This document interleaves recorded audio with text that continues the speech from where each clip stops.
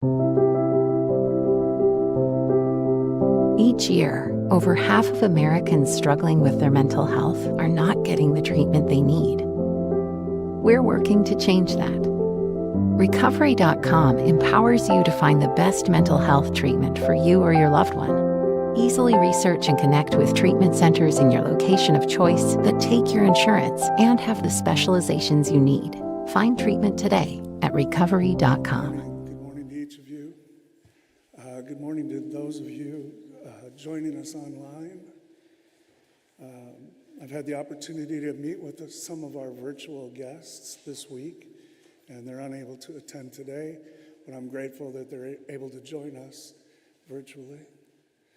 I'm Rob Schuler. I'm the Vice President of Business Development at Recovery.com. I would like you to go online and take a look at us. I think that you'll find us to be an excellent resource in your work each day. We're gathered here at the historic Rhodes House. My experience in Oxford, my first visit, has been one of awe. The history, the architecture, the staff at the Masters Series, and all the work that's been put into bringing you guys valuable information that'll help you in your daily work has just been, it gives me goosebumps. It's just been great. Many great women and men from across the globe have had an opportunity to stand here and speak, so I'm very humbled and in awe. We are in for a treat this morning. I look forward to learning with each of you from our speaker.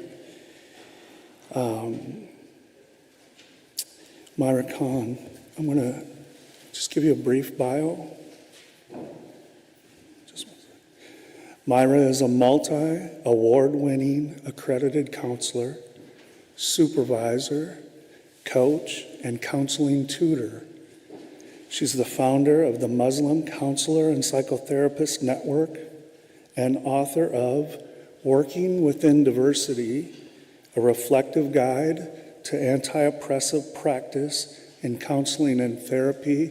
Her work was published in July of 23. Myira has over 14 years of clinical experience. Alongside of all that work, she's delivering workshops, training, and events internationally on working within diversity and anti-oppressive practice, is a regular keynote speaker and presenter at conferences and events. Working Within Diversity, both the book and the accompanying workshop and training series, is a culmination of her counseling and supervision experience alongside her extensive teaching and training. As the founder of the Muslim Counselor and Psychotherapist Network, established over 10 years ago, Myira runs the network for Muslim counselors, therapists, psychologists, offering support, CPD opportunities, and raising the visibility of Muslim practitioners.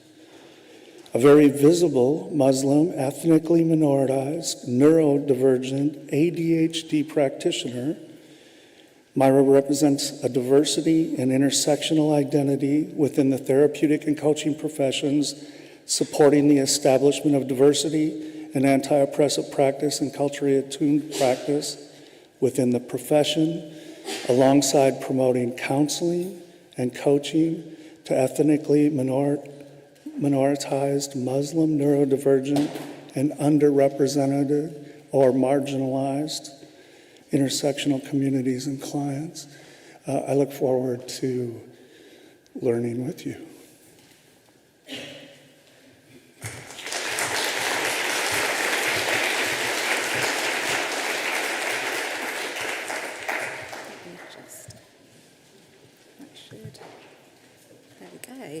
Good morning, everybody, and thank you for that wonderful introduction, Rob.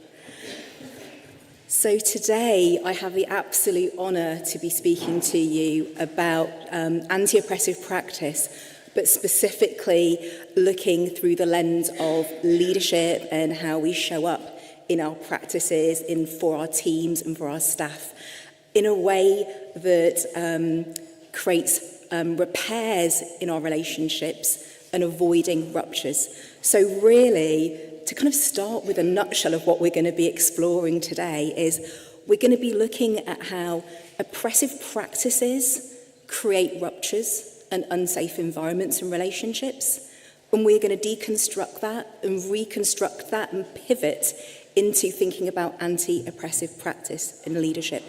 And everything that I'm going to be talking about today is a culmination from my clinical experience in thinking about anti-oppressive practice, specifically within the counselling and psychotherapy realm, but absolutely applicable across all professions.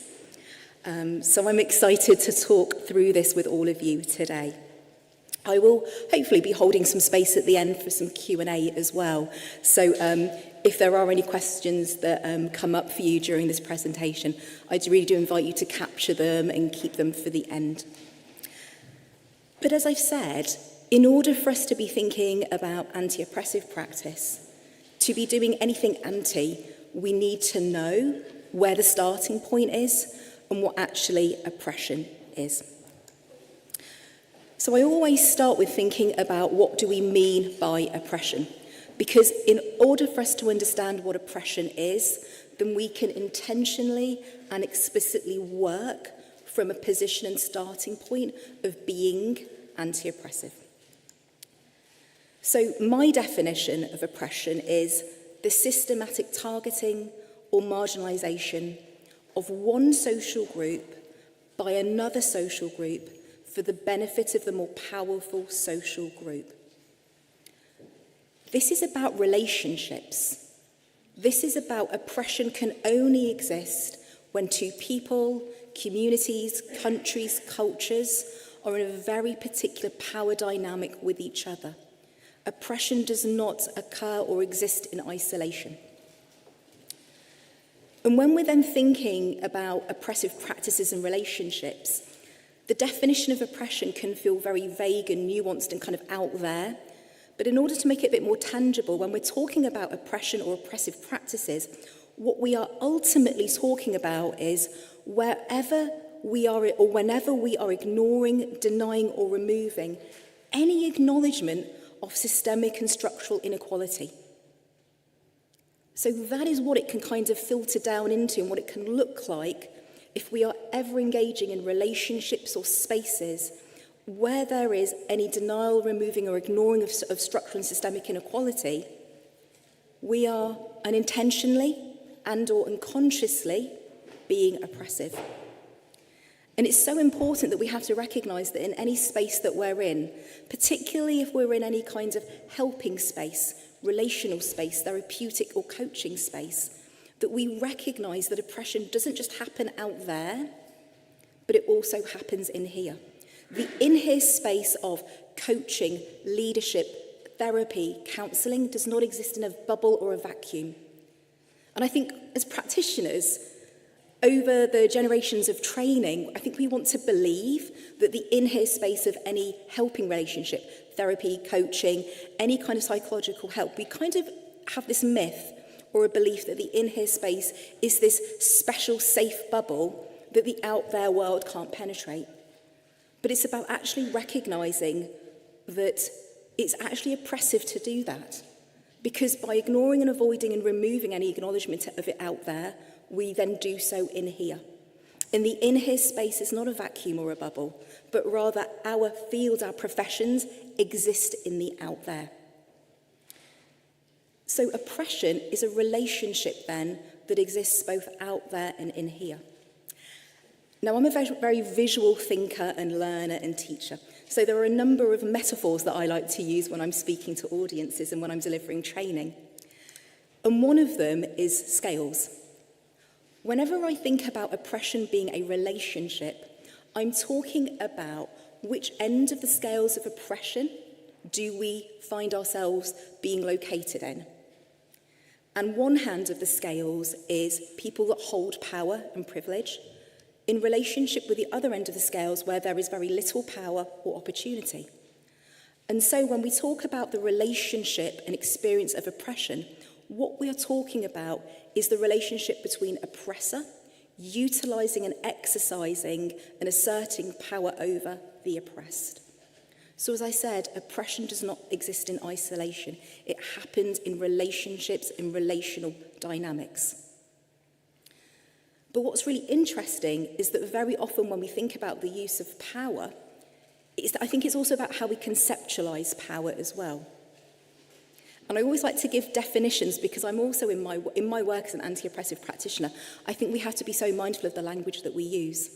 So I always like to give definitions in order to deconstruct what we are actually talking about.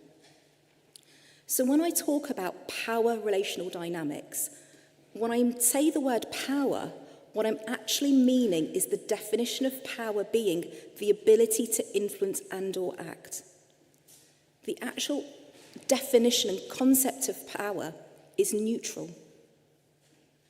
It's how we exercise and utilise it. Does it become either oppressive or anti-oppressive? But what we have to recognise is that when we hold power, what comes along with it is privilege. And I appreciate some people don't like the language around privilege. Alternatives might be advantages, access, opportunities. And I'll say a bit more about that later on. But wherever we hold a socially located position on that spectrum at the end of power, we absolutely hold privilege or advantages. And the key thing about understanding privilege or advantages is that we get given them automatically. We haven't earned them, but we are just automatically given them because we belong to that more powerful, dominant group. So we don't earn them, but we just get them because of who we are or are perceived to be. And I think that's also really important to say that. How we are perceived, how other people view us and see us, will determine whether we are located at the power end of the spectrum and therefore whether we then gain all of the privileges and advantages that come along with it. So power and privilege at one end, and of course, as I've mentioned, at the other end, oppression. This relational dynamic between those that are doing the marginalising and people at the other end that are being marginalised. And again, please note the language I use. In my introduction, in my bio, I talk about being ethnically minoritised, not a minority. I talk about being marginalised, not being marginal. Because it's a relationship, something is happening to me. How I'm being related to and treated, I'm being marginalised, I'm being minoritised. So I'm acknowledging that I'm being located at the oppressed end of an oppressive relational dynamic, and it's a feedback loop. So language in this is also really important. So when we're talking then about systems of oppression and which end of these scales do we end up on, what that boils down to ultimately is our identity. Both the identity that we visibly hold and that is seen, and equally our internal hidden identity, hidden internal identity characteristics that are not seen but can be found out about as we become in relationship with each other. And one of the tools that I use in the book and in my work as an anti-oppressive practitioner is what I call the identity wheel. And it is a number of identity characteristics that we all hold. And that can be, as I said, a combination of both visible and hidden, invisible identities. And it is this combination that we all carry inside of us. And for those of you that like metaphors, images, like me, whenever I think about this identity wheel, I think of a Rubik's Cube. Our identity is a Rubik's Cube, and it's made up of all of these different identity characteristics. And depending on where we are and what relationship we are in, our identity, like a Rubik's Cube, gets configured and reconfigured. And aspects of our identity, our characteristics, come into the foreground, and others get pushed into the background. We then change situation or context, and our internal identity Rubik's Cube gets reconfigured, and other identity characteristics come into the foreground or come into the background. As an example right now, me being here as a speaker, my education and my status is going to be at the foreground of my Rubik's Cube that I'm presenting to all of you today. But the moment I go home, they're not going to care. that I'm a speaker, what's going to be reconfigured, what's going to come into the foreground is my family dynamic. Yeah? And my status and my education goes way, way, way back into the background, into the hidden background of my Rubik's Cube. And so for each and every one of us here, we all hold our own individual, personal, unique Rubik's Cube as our identity. And it is every time we are in relationship, it is two Rubik's Cubes coming and meeting together and being in relationship with each other. And I love that idea or that visual, that metaphor, because we don't are always aware of what our configuration might be in that moment, but it is that configuration that is meeting the configuration of somebody else's Rubik's Cube. And so what happens in the space in between is something really unique about those two particular Rubik's Cubes meeting in that moment. So yeah, as I said, if you're visual metaphorical like me, I kind of am always holding that Rubik's Cube metaphor in my head whenever I'm in relationship with my clients, with my supervisees, when I'm teaching or in group dynamics or presenting. Really mindful of my Rubik's Cube that is being configured right now. But of course, as I've mentioned, some of our identity characteristics, though, are visible. I cannot hide my perceived ethnicity, my perceived race, my perceived gender, my perceived religion, because I'm visibly Muslim wearing a hijab. And it is because we all hold certain visible identity characteristics that when it comes to our Rubik's Cube, not all identity characteristics hold equal weight. Our visible identity characteristics hold greater weight. So they are always going to be forming and informing the foreground of our Rubik's Cube. It's going to be leading our Rubik's Cube.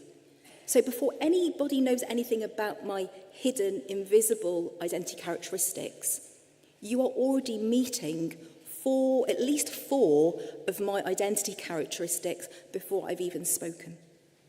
And it is that is being related to from the moment you see me. And based on those 4 or 5 identity characteristics, those visible identity characteristics, guess what happens? Your Rubik's Cubes are all going to quickly reconfigure and shift, and it's going to influence then which of your identity characteristics come into the foreground. And this is where we might then start to experience where we feel connection or disconnection with somebody. Does my visible characteristics, the foreground of my Rubik's Cube, bring into the foreground of your Rubik's Cube what we might have in common and what I call culturally close? Or does it trigger your Rubik's Cube to reconfigure, and what highlights is where we are culturally distant? And so again, whenever we're working in relationships, whether that is clinically or managing teams, or leading projects, we always have to be mindful of how does my Rubik's Cube engage and interact with yours, and how do I respond to yours showing up? And it's constantly that in relationship. And it's because of this kind of identity wheel, because of this Rubik's Cube of identity, we get located at either end of this spectrum of oppression. But of course, because we have multiple identity characteristics, we can move along this spectrum based on which of our identities are visible or which ones are hidden, and equally, again, what's the current situation that we're in. So right now, my status, my education is absolutely putting me and placing me socially right now at the power end of the spectrum. Why? Because I'm the one speaking to you right now. I have the opportunity to have this platform. So it's happening right now relationally between us. But, as I said, the moment I leave, what becomes visible is what becomes visible of me is my visible identity characteristics. So the moment I lose a platform, the opportunity to present or speak, and I'm seen kind of out there, I'm immediately located at the powerless end of the spectrum, purely based on how I'm visibly seen. So we move along this spectrum. And of course, because we hold multiple identity characteristics, we are located, they're not mutually exclusive, we can be located at both ends simultaneously. So all of us hold both privileged and oppressed identities simultaneously. It is not a mutually exclusive thing. It is not binary, it's not either or. And this is how, and I'm sure many of you, probably all of you, are familiar with the term intersectionality. This is it deconstructed. This is how we understand what our own each unique intersectionality is, because it is that Rubik's Cube, and based on our own unique Rubik's Cube, what experiences or levels of power do we hold, and equally, where do we experience oppression and being oppressed or marginalised or minoritised? And of course, based on different identity characteristics, and because some of them are visible, we are immediately located upon people first seeing us at one end of this spectrum based on our visible identities. And of course, as we engage in relationship with somebody, our hidden characteristics are then going to emerge. But upon immediate visible characteristics that we all hold embodied physically in our body, we are immediately placed on these scales of power. And in this next slide, this slide here, don't hate me for it, it's based on research, but it identifies then which characteristics, often visible ones, hold power and which ones hold oppression and powerlessness. And I'm sure all of you are reading through those lists and trying to tick off or identify which ones you hold. And this is what gives us our scales. So what increases our power in society, I'm just going to read out a couple of examples, is to be white racialized, to be English speaking as a first language, and to be English speaking with a English or Western accent. So the accent is also really important. Being male on the gender spectrum, cis male on the gender spectrum, being aged between 25 and 45, being middle class or elite. So, and you can see all further, and equally on the other end, it's the other end of the spectrum. So being ethnically minoritized, being racially minoritized, being non-English speaking as a first language, or having a strong regional accent or non-English accent. So I know, and I always use this as an example, I know visibly I hold lots of minoritized identity characteristics, but I know that my accent absolutely opens doors for me because I have an English accent. And I have it's not actually English, it's Scottish name, Myira.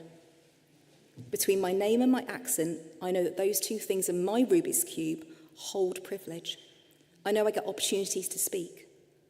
I know I get opportunities because what I offer in my accent is a familiarity, is a commonality with everybody. So I'm perhaps deemed to be safer. So just hold that thought about why it's perhaps me speaking. And if I didn't have an English accent, would I have been given this opportunity? Not specifically this one, but the very first opportunity to speak. Because this is the culmination of almost now 15 years of clinical experience. But that 15 years of clinical experience and speaking opportunities, would that have happened if I did not have an English accent? So please do hold on to this idea of our kind of Rubik's Cube, our identity, and where we get socially located in the world. Because this all comes down to how we then experience relationships and how we are experienced, how we are perceived, how we are received in the world, and where we get socially located in the world. And of course, then that culminates then in power, our experience of either having power or being on the receiving end of power. And as I mentioned earlier, the definition of power is the ability to influence and or act. But there are actually 4 types of power. And of those 4, the first one, power over, where we use and exercise power over someone. Very often when we talk about power, it's this type of power over that we're actually talking about. And we have to distinguish it from the other 3 types of power, because power over is the definition of oppression. Is us utilising our power to oppress other people, communities, countries, groups of people, communities of people. Because that is the power dynamic, the scales that I showed earlier. That power over places us as the oppressor that oppresses and marginalises other people. The other 3 forms of power then are what I define as anti-oppressive, because the other 3 forms of power do not engage in inequality or a power imbalance relationship. Power from within is our own power to act and influence internally. Power with is the power that we engage in when we're in groups and in communities. And the fourth type of power, power two, is the power we hold as an individual because of the previous two. I hold my power two, my power in myself, because I have both personal power and I can also utilize power in relationship, in groups, in communities, in my family.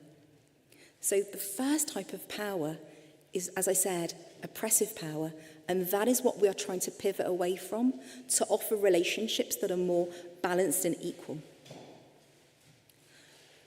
But of course, in talking then about being in leadership roles, and equally any role which holds a level of authority, including, of course, counsellors and therapists and psychologists and psychiatrists, we bring into that role automatically power associated with that role. So, of course, we hold role power. So power assigned to us and credited to us as leaders. Yeah? Automatically, when we are in the helper role, when we are in a position of authority, we're credited with power in order to act or influence. And again, it's how we utilize it. So we all automatically hold power in the roles that we have. Alongside that, though, we are all bringing into our role as practitioners societal power. So our Rubik's Cube, where we get socially located in the world, our identity does not get kind of left outside the room when we engage in the in here as leaders, as practitioners. So alongside the role power we might hold in our job title, in the authority position we have, we also hold power due to our intersectional identity. And coming up behind that, and thirdly, then is our historical power. Historically, where has our identity been socially located in the world? So if you're walking into and engaging in spaces and groups, communities, clients, supervisees, any team, we are holding all three simultaneously. So again, today really is about acknowledging that we have to recognise our entire identity, our entire Rubik's Cube is engaging in any relationship dynamic that we're in. And most importantly, when we are engaging in work where we hold an authority, I think we hold even greater responsibility to be mindful of how we exert and use it. And ultimately, it is because we bring all of that power into the in here of our leadership and work relationships. Wherever we hold power and experiences of privilege and advantages out there, we are going to be bringing that in the in here. As I said, the in here is not a bubble or a vacuum. We don't automatically shed our power or privileges from out there the moment we enter into any in here space. And I should really say that when I say in here, I'm talking about any, whether that's therapeutic, clinical, or any work space. Because what I'm really wanting us to think about and sit with today is that when we're engaging in any power dynamic or relationship, ruptures will happen if oppression is occurring in those relationships. And wherever those ruptures are happening and occurring, people are holding that as trauma. You know, that's the theme of this conference. And that's the link between power and trauma. That is the link between oppressive practices leads to trauma, because oppressive practice leads to ruptures that leads to trauma. And what we've got to be really mindful of then is that whenever we are experiencing any oppression, we are holding that in our body. And I feel like I'm speaking to an audience that doesn't need for me to say anything, much more on that very understanding or concept that it's held in the body. So we all hold then somatic experiences of oppression and power dynamics. So I want us to be able to think about trauma through the lens of oppression and how we can then repair and heal from that through a lens of anti-oppressive practice. Because when we're talking then about trauma being held in the body, that is what's showing up in the bodies of our clients, supervisees, in our own bodies as practitioners and as leaders. And so, of course, what's being brought into relationships is that experience that can then lead to trauma responses, and we know this. We understand that we can be triggered into fight, flight, freeze, etc. modes. And we then might be relating from that place. Our Rubik's Cube is configured in such a way that we are holding experiences of trauma and depression, and we unconsciously or unknowingly are using that configuration of our Rubik's Cube to engage with the very people in front of us. And I'm not sure, and I would like to then talk very briefly then about this understanding that Reshma Mencken talks about in his book, My Grandmother's Hands, which I'm sure some of you here will be familiar with. Because what I really found quite interesting, and also I think really insightful, is that when we also then talk about the trauma and how it's held in the body, it's what we then do with it. And he talks about the difference between clean pain and dirty pain. So any trauma that's being stored, any experience of pain that we are experiencing and held in our body, we can either metabolize that and use it and process it and digest it into clean pain, which then becomes pain that mends and can build our capacity to grow and develop off the back of it. And that's pain that we experience. It's pain that you know exactly what you need to say or do, and even if you're scared or you don't know what to do, you do it anyway.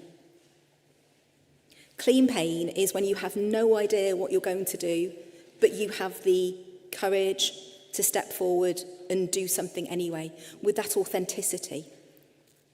And when I was thinking about my presentation today, I was really sat with this concept in, if any of you were in Gabor Mate's immersion day yesterday. This is what he was talking about. When we're sitting with authenticity, what we're doing is we're sitting with our pain as clean pain. We are processing it, we're metabolizing it, we're digesting it. So by experiencing it, moving through it, and metabolizing it, can we grow? Otherwise, the opposite is that trauma that's held in the body, we stay in a place of avoidance, blame, and denial. It's that rigid, that fixed position. And actually, it's really important to then be aware that if we are holding any dirty pain, because that is where then we might use power over other people, because we're relating from our most wounded parts. We become cruel and violent. We become abusive. Unintentionally, intentionally, consciously or unconsciously. But dirty pain is what then gets fed into our relationships as oppressive practice or dynamics. It shows up as power over. And all that happens is it just feeds itself. By utilising and exercising and exerting dirty pain over somebody else or into somebody else doesn't get rid of it. It's about past the parcel, it just keeps going, it keeps getting passed around.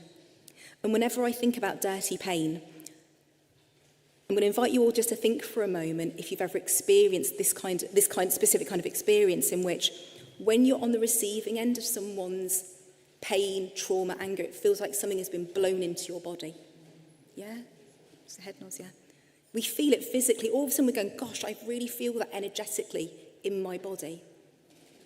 And Reshma Mencken talks about dirty pain then being blown into our bodies. So if 1 minute you're feeling absolutely okay, and then the next minute you've just had a conversation, and you leave that conversation feeling like my body doesn't feel like me, I'm carrying something, I'm holding it, my body feels violated. Because that is dirty pain. Dirty pain violently crosses your boundaries and gets blown into your body. And so this visual for me is like, it's like that person screaming into your body. It's being spoken at you and into you. So when we're talking about oppressive practices, and again, we might be doing this unknowingly and unintentionally, it actually is dirty pain showing up relationally. And these are just some examples of how it might show up. Talking but not listening. Taking over all the energy in the room. Dominating the space. And there's a whole list there. And as we look through it, you might become aware of that might be how my dirty pain shows up, or that might be how I've experienced being on the receiving end of other people's dirty pain. But we feel it somatically. We feel it in our bodies because something goes into our bodies. I often talk about it as like the hot potato metaphor. Go with me on this one. It's like someone chucking you a hot potato and you kind of have to quickly catch it, but it's hot and you've got to know what to do with it. But it's thrown with such force. It's like an automatic reaction to be on the receiving end of it. And what you might notice at the very end of that list is microaggressions. And I wanted to take a minute just to talk about microaggressions. Again, I'm going to start with a definition, because there is nothing, people talk about, there's nothing micro about microaggressions. I think what we've got to understand is that when we talk about micro, what we're talking about is the frequency, the daily oppression through words and actions.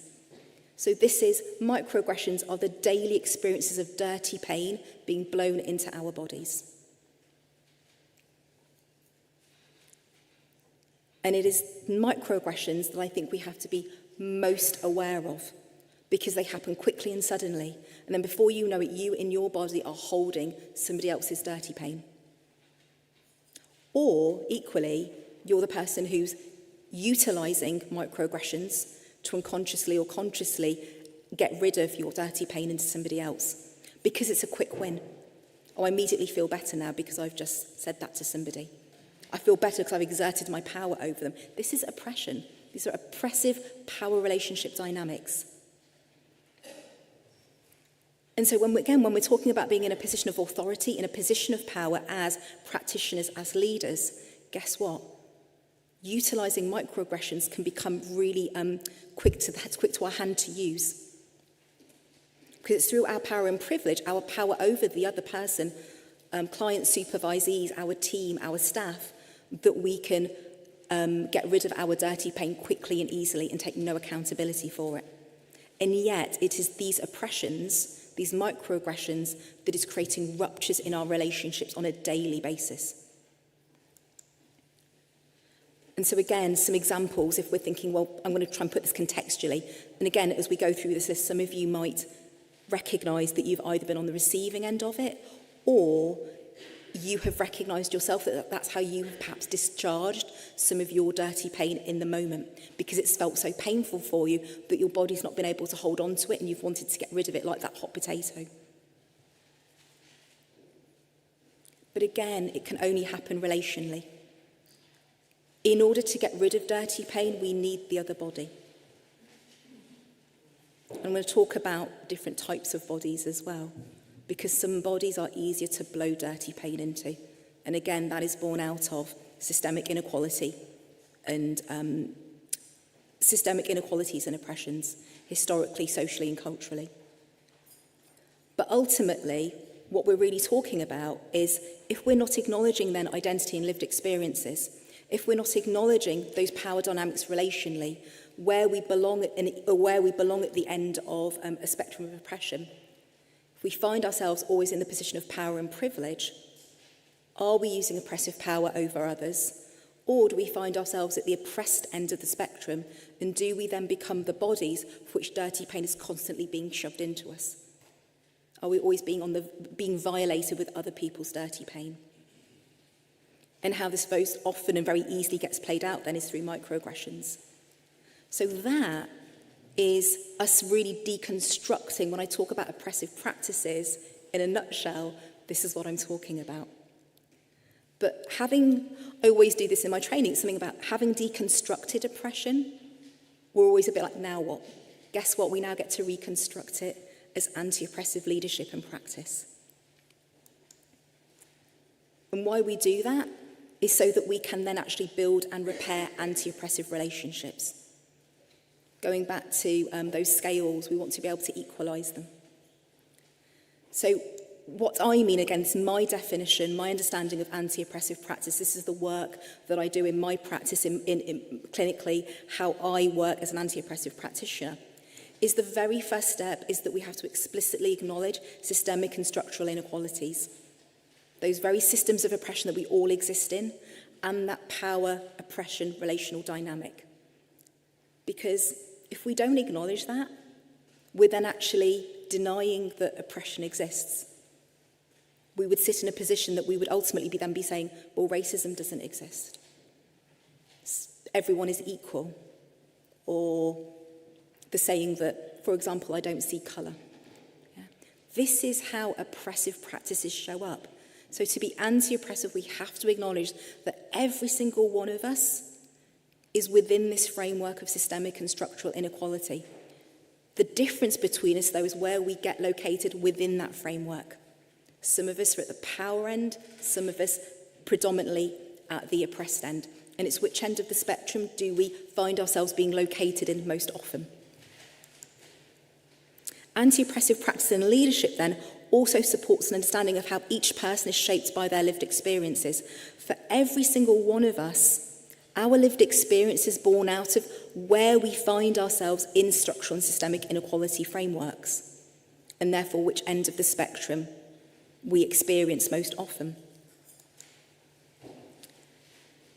In our practices then, in our leadership positions, in our therapeutic relationships, it is about intentionally and consciously supporting the facilitation and approach to offer a relational dynamic of equality and flatten the power oppression hierarchy in our practices, in our processes, and in our relationships. And what I mean by flatten is not about getting rid of power. We can't get rid of power, but we can certainly move away from using it as power over and unequal scales, and we're looking to flatten it by equalising those scales. And as I've mentioned, really importantly with anti-oppressive practices, that we're not just identifying the out there, but we are identifying that we all have experiences out there, not just the client or the student or our staff or our team or the people we work with, but that we do as well. And we all then have experiences of privilege and or oppression. Because ultimately what we're trying to do is acknowledge the structural inequalities in the in-here context, and we're looking to flatten them in here. Our work in the in-here as anti-oppressive practitioners is to be able to engage in, facilitate and offer relationships of power within and power between, and moving away from power over, those kind of scales that are unequal. So we're looking to balance the scales. And we have to do that intentionally and consciously.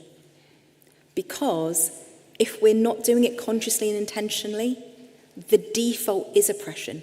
The default is structural and systemic inequality, and we are repeating it. If we're not intentionally trying to do this work, if we're not intentionally trying to balance those scales, we are automatically and by default actually engaging in oppressive practices. Because that is the norm, that is the standard, that is society, that's structural inequality out there, that is the framework we all engage in, live in, exist in. And so we just replicate it and repeat it in the in here. I'm not going to go through all 7 of this, but these are the 7 principles of anti-oppressive practice that is the foundation of the model then of working within diversity. What I want us to take from this then is that we are working as anti-oppressive practitioners. We are building upon the work of inclusion, but it is not inclusive practice. And I'm going to give you the difference between the two in a moment. But what we are ultimately doing in anti-oppressive practice is that we are recognising that we all hold our own unique truths and identities. I hold my truth, my identity, my Rubik's Cube, and each and every one of you holds your truth and your unique Rubik's identity cube. And what we're fundamentally doing in the in-here spaces, whatever your context might be professionally, in your in-here spaces, what we are fundamentally trying to do is re-establish and put back in that external out-there context. Because that out-there external context is the internal context in the in-here space. And when we're really thinking that, okay, so if the in-here reflects the out-there, how we then experience the out-there, guess what? We show up and engage in the in-here in the same way. It gets replicated, it gets mirrored.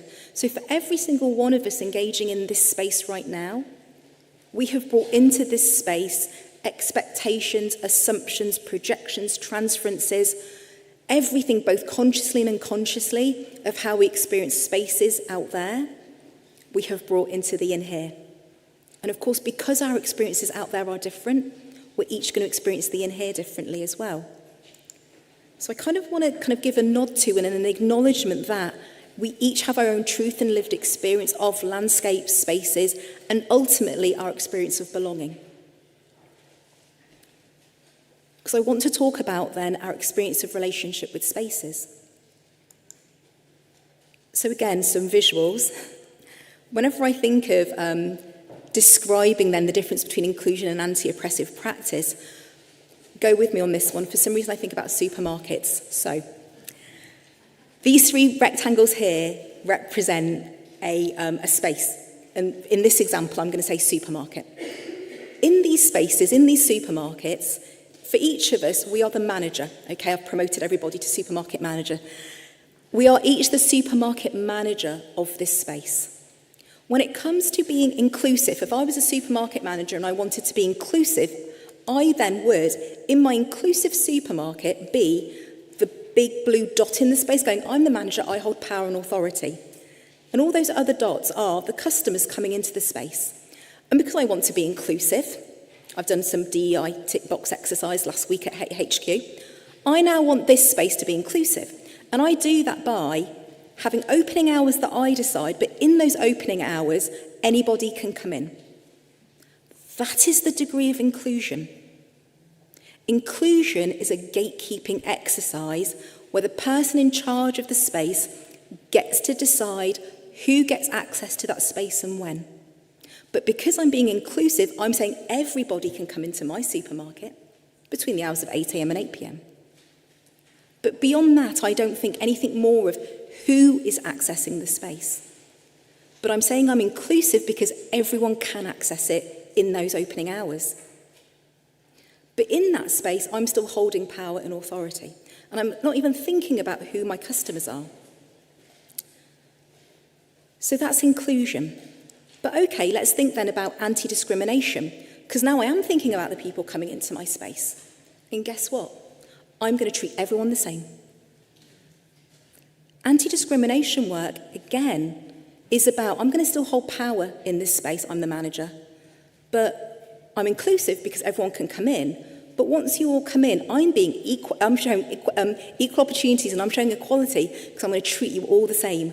I'm not recognising your own individual needs, and I'm not even thinking about how you experience the space that you're in.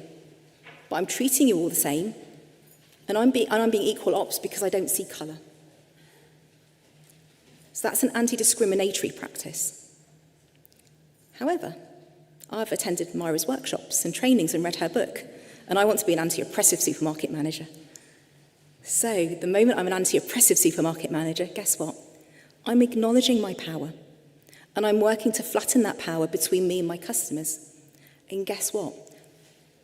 In the time that you are in the space that I have created, I'm seeing each and every one of you for the identity that you are, and recognising that your needs are all unique and individual. And when you are in this space, you are going to each experience it in the way that you experience it. And we don't all experience spaces the same way. Guess what? And it's because we experience spaces out there in a way because of how we're socially located. So you're going to experience my supermarket in exactly the same way. Do you experience spaces out there as safe or unsafe or safe enough? Do you experience a feeling of belonging out there in spaces or not? Because you are going to bring that experience into my in-here space.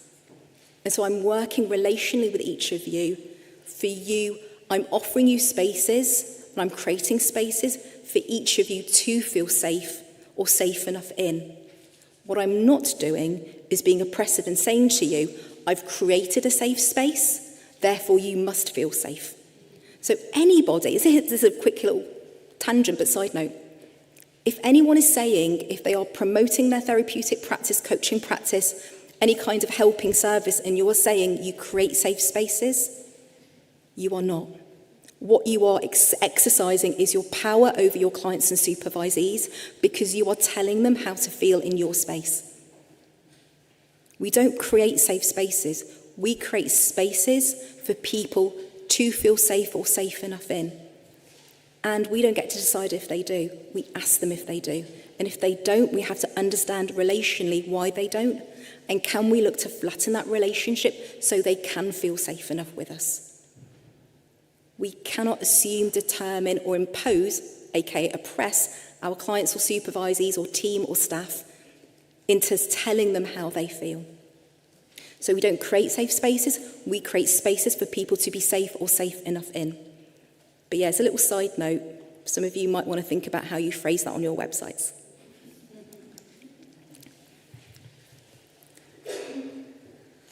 So in thinking then about relationship with spaces we have just done, we're starting to bring together components then in how to address relational dynamics in leadership.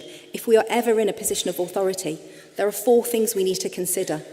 Relationship with space, so our own relationship, but the relationship that everyone else has with the space that we're creating. Our role as leader, what we're carrying in our role. The role of staff, how does everybody else engage in the space? And fourthly, what then happens once we're all in the space together? Yeah. I'm going to quickly kind of go through each 4 in a little bit more detail. So when we talk about space, as I've mentioned, to be anti-oppressive leaders, to be anti-oppressive practitioners, we have to acknowledge that we each experience space through our identity. AKA, do we feel safe or unsafe or safe enough? And as I've mentioned, this difference then between am I creating safety versus feeling safe? We are always looking to create spaces to feel safe. We do not create safe spaces. And when we think about that supermarket for a moment, it's not just thinking about who is accessing that space and how they're experiencing it, but I'm also, as an anti-oppressive supermarket manager, thinking about all the people that don't even walk through the doors. Why are they not walking through the doors? What is happening in my space? How have I set up my space? How am I positioning my space in order for it to feel accessible and safe enough for someone to even walk through the door? So again, any space that we are in charge of, that we are facilitating, holding, containing, it's not just about once people get into the space, it's about how are we gatekeeping that space, how are we creating barriers for only some people to come into that space. And as a leader, as I've mentioned, we hold role power. So how are we utilising that? Are we using it as power over and holding a dominance, an oppressive relationship with our staff, with our clients and supervisees? Or are we looking to flatten that? So how do we create equality in our role and in our relationships? And we're always asking ourselves, how am I checking for bias and what are my biases? What am I missing because of my unique truth and identity and lived experience? So what are my blinkered spots? Again, I just want to have a quick nod there or note to language. Not blind spots, blinkered spots. So these are kind of questions, reflective practices that we can all engage in as practitioners. And as leaders, as practitioners, we then have to think about the role of the people that we then engage with. If it's staff, how are they coming into the space? How are they experiencing the space with us? And 2 really important positionings that we might unintentionally do if we're being oppressive is, where do we locate marginalised staff? Team members, colleagues, clients and supervisees? And where do we position those that come from dominant, powerful, privileged identities? Because very often there is a split. Because we fall into the trap of anti-oppressive practice, so we must all be thinking about race and identity. So let's get all of our marginalised staff to do all the DEI work. Let's get all of our marginalised staff to do all the teaching and training. You're representative of the community, so you can teach the rest of us. That's not how it works. We each have our own work to do. And if you hold privilege, you also hold the privilege of not being representative of your identity and community. So we have to really understand as leaders and as practitioners, what are we putting on the people that we're engaging with in terms of responsibility and expectations of how they are showing up in our spaces. And ultimately then we're thinking about the relationship between us. How is power being played out? Is it power over, or can it be anti-oppressive power of power between and within relationships? Where is it showing up in here? And I think it's also really important as leaders, as practitioners, that we are not just being seen in our role power. The rest of my identity doesn't all of a sudden become invisible because I'm a therapist or I'm a supervisor in relationship with somebody. The rest of my identity is in the room and in relationship with you. So what does my hijab trigger in my client or supervisee? What does being cis female, what does it mean to be racialised as brown and to be ethnically minoritised? How are these factors of my identity engaging with their Rubik's Cube? Because all of these identity characteristics are going to influence and impact how that person is showing up. In a way, what we're doing is we're deconstructing the idea of us as practitioners being the blank slate. We're adding colour back in, literally. I'm mindful that I've got kind of 5 minutes left. What I want to do as a final point is I want to introduce you to the concept that I coined and is in the book called cultural attunement. And again, I was really, I was so kind of pleased, I was so thrilled yesterday in Gabor Mate's immersion day, because when he was talking about his 5 types of compassion, he was talking about cultural attunement. Cultural attunement is to encompass and embody cultural curiosity, cultural humility, and cultural empathy, all 3 qualities. And we need to be being and offering all 3 to be culturally attuned to our people, to our staff, to our team, to our clients, to our supervisees, to our students if we deliver training. We're moving away from the oppressive language of cultural competence. Because competence is a finish line, it's a tick box. I've done the training, tick, I'm now culturally competent because I've sat and listened to somebody speak for 5 hours. It's not how it works in anti-oppressive practice. In anti-oppressive practice, we are always on the starting line, because what we are doing is we are always learning and attuning to that person in front of us, their lived experience and their truth. I cannot be competent in somebody else's truth. And I cannot be competent in something that's a lived experience, because I cannot learn that outside of relationship with them. I cannot learn it from a book, and I cannot learn that from training. So when I talk about cultural attunement, those 3 components is compassion for ourselves and for other people. So cultural humility, to be respectful of people's experience of systemic inequalities and social locations. It is for us to take up a position of humility and non-judgment to everyone and the diverse lived experiences they have had. It is to recognise that this, for me, is the principle of 2 truths. Cultural humility is to both honour my truth and each and every one of yours, and no truth is better than the other. They're not binary. And it's certainly not a case of one being right, one being wrong. They are all right. Cultural empathy, then, is to be in that position of openness and willingness to see staff members, clients, supervisees, students fully in their intersectional identities, and to empathise with their experiences and be willing to feel and be affected by their lived experiences. And this is what I was really attuning to when Gabor Mate yesterday was talking about compassion for other people, compassion for truths. And then the 3rd component, cultural curiosity. That is to approach our relationships with our staff, with our clients, with our supervisees, with our colleagues, from a position of curiosity and interest. You know, that authenticity, that openness, that interest and that curiosity. And ultimately to be in what I call an emergent unfolding process. We allow our relationships to unfold from a place of not knowing, rather than from a place of competence. I don't know the answers.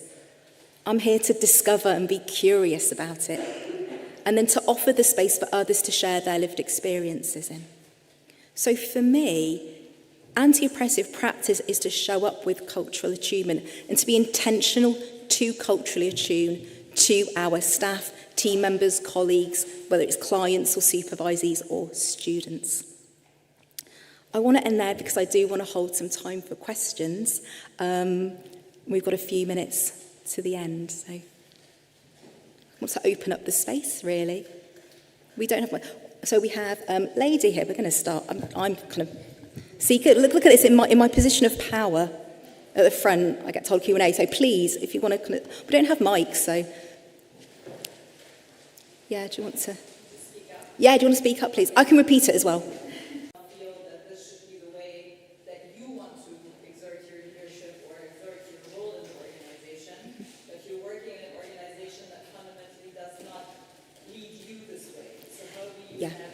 Yeah.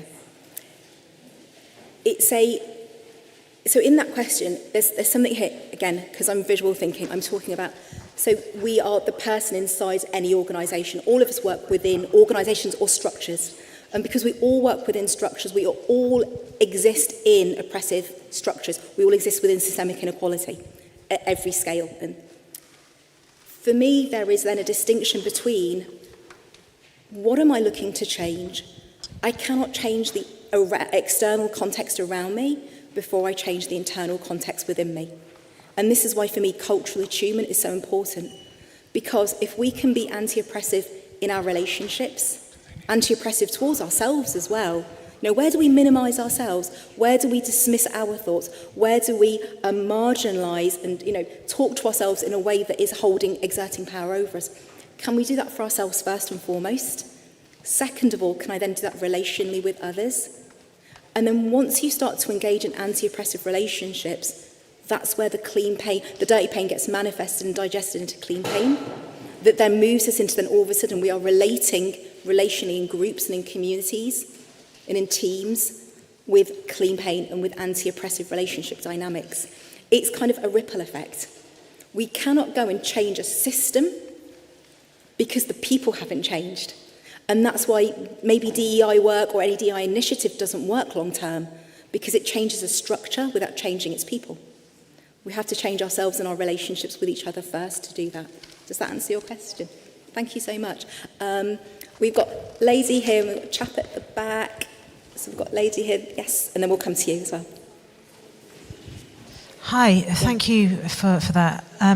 I'm struggling with thinking about leadership and the gut. Yes. Gabor talked about, trusting your gut yesterday, and I struggle with this personally because we are all brought up in white supremacy. So if I'm going to trust my gut, what happens to the unconscious bias? Which then means when you're looking for someone, you start cloning yourself in a leadership position. And I find this very tense. And I'd just love to know what your thoughts are on that. So the idea that trusting our gut is actually going to be born out of lived experience. Trusting our gut is ultimately saying that how we've experienced the world, our gut has learnt the patterns. And so the next time we're in a similar situation, our gut brain is already going, this is familiar, and so it's going to be like this, or trust your gut, this is going to be the same outcome. We can trust the gut, but we can also understand why the gut is telling us what it's telling us. It's that layer of questioning it. So we can trust the gut, but then I can go, but why? Why am I thinking that this might happen? Because what has been the previous context, and where am I socially located in the world in order to think that that's going to happen again? So I trust my gut, but I know that my gut is telling me, Myira, you're going to have a similar experience because you've had past experiences of oppression or past experiences of holding power over somebody. And guess what? Similar situation, it's going to get repeated. You know how I spoke about what gets repeated out there in the in here? The same way with our gut in a way. The gut goes, oh, we've had experiences in our past out there. We're now going to have repeated experiences in the in here, in the present. Does that make sense? So yes, we can trust our gut, but we've also got to know where our gut has learnt those lessons from. Where does our instinct come from? Our instinct comes from lived experience. And all of our lived experiences are grounded in out there social locations, systems of oppression. Yeah. Chap at the back, yes. So I have lots of questions, but I downloaded your book while I was sitting here within the first 5 minutes. Today, right now, in today's session. Beautifully and brilliantly, thank you. Thank you so much, I so appreciate that. Can I link that back to that lady's first question about how do we have the ripple effect? It's by doing it. Thank you so much for sharing that. Lady down here at the front, and then, yes. Here, in front of you, lady in front of you. No, behind, one behind. Hi. Oppression has always been quite fruitful for the oppressor. And so my question is, when you have situations where there are leaders who have power, leaders who are often given that power, or it's their birthright, it's inherited. But these leaders have that power, and they have the power at all levels, right? They have the actual power, or they have the social power, they have the historical power. How do you go about convincing those leaders that anti-oppressive behaviors or leadership would be worth what they would have to give up for it? Well, again, there's something about if we're looking to create structural change, hang on a bit, let me start the other way around actually. The reason why structural and systemic inequality exists is because one group benefits from it. And that's the scales, yeah, the oppressive scales. In order to convince people that hold power and privilege to equalize the scales, what we're essentially saying to them is you need to lose something, but you're going to gain something far bigger. But what they can't see is the long-sightedness of when we move to a place of equality, we all gain, but what is seen immediately is what do they lose? And that is kind of always going to be the challenge and the struggle. Because if it was easy, I think we already would be there. The reason why structural and systemic inequality is so embedded is because what is constantly being thought about is, well, I benefit from this, so why would I change it? But the benefits are individual, immediate, short-term. But what's never thought about is long-term gain. What we're really talking about in structural inequality is dirty. It's about how do we show up in spaces and relationships where we're engaging with oppressors, and how can we do it in a way that invites them in through cultural attunement? Because if we show up, that's the thing with spectrums or scales of oppression, because if we show up saying what you're doing is wrong and you need to change, guess what we're doing? We're utilising and engaging our power over them to then oppress them. And what you end up doing then is just getting into a constant kind of chicken and egg thing of who holds power, who holds power, who holds power. It never changes. What we need to do is, rather than kind of coming in with power over, how do we move into a position of power between, power within relationship? How do I show up with compassion? How do I show up with authenticity? And ultimately, how do I show up holding my truth and lived experience as equal? Because what the world tells me is that my truth and my lived experience is less than. So if each and every one of us can show up acknowledging that all of our truths are equal, that's where we start to create repair. And that's ultimately what we're talking about today. But thank you so much for your question. We had one more here. Yes, please.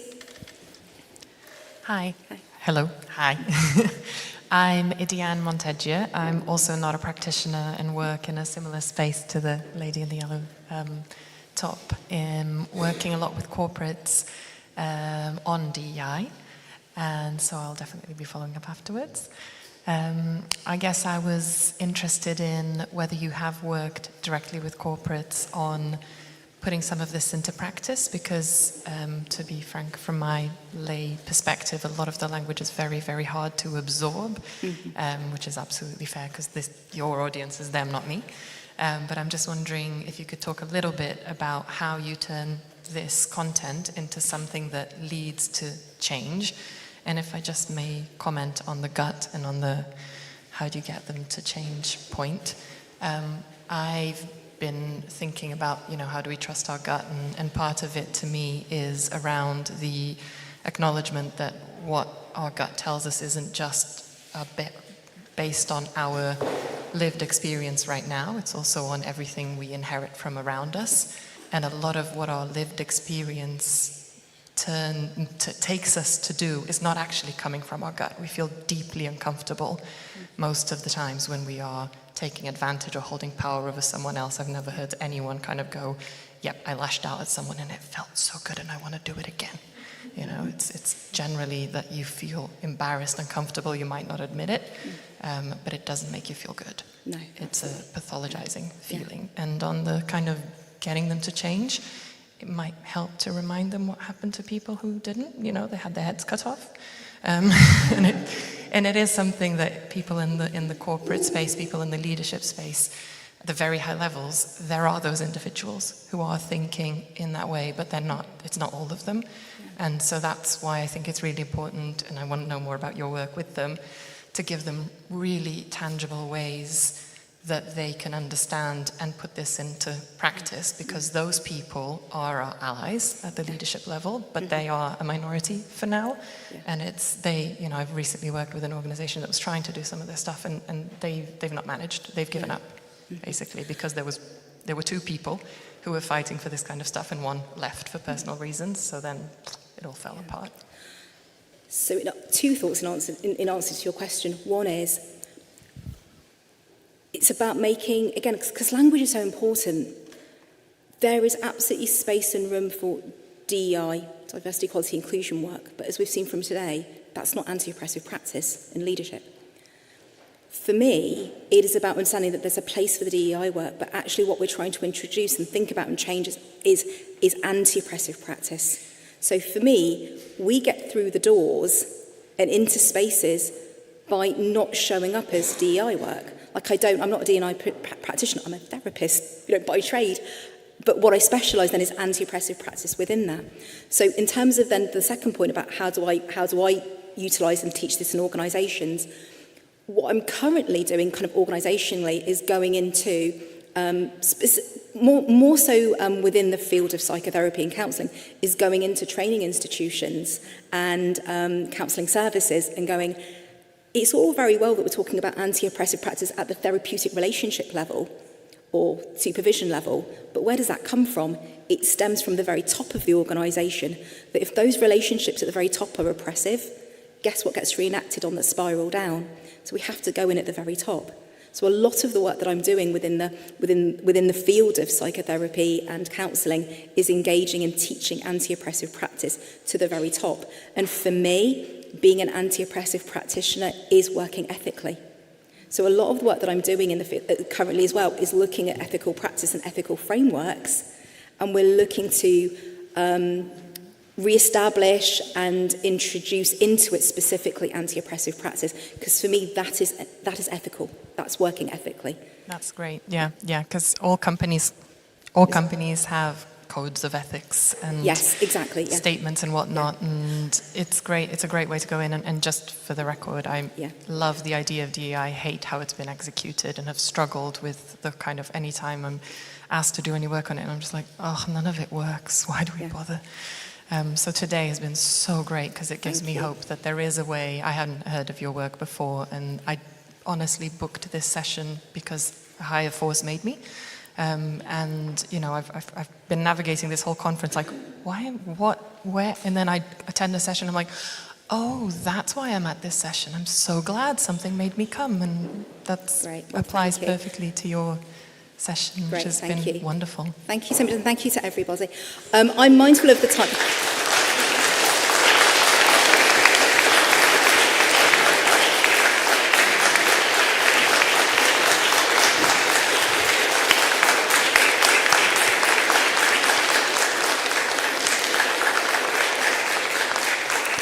Thank you all so much, and for being open and engaging and attuning to this work. If anybody has any more questions, massive plug, I'm about to go and do a book signing over at the expo. Please come and find me there. If you've already bought a book, I will sign it for you. If not, grab a book from the bookstore, come and speak to me there, I will sign a book.